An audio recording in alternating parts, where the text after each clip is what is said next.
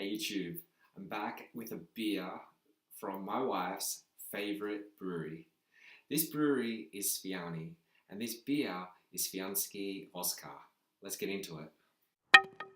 At Svijany, their beers all look pretty much the same. You really have to get in close and look at the label to see that this one is alcohol free. This one says nealkoholické pivo, which means it's alcohol free.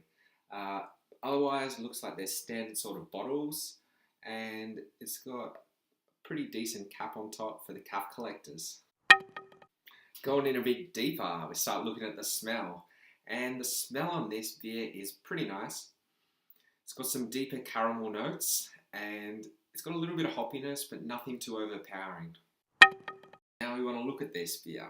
What's it look like? You can see there it's got a decent colour. It's not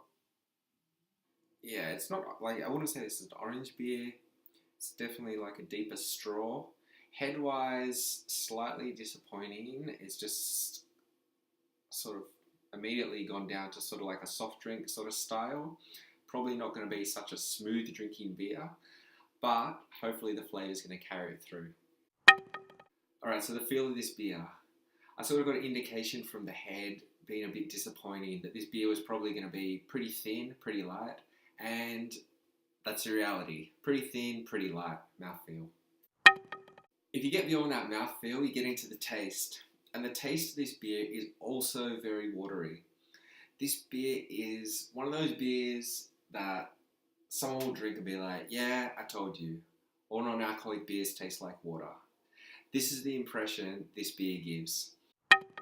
So, overall, Svijany, pretty decent bottling, pretty classic look to it.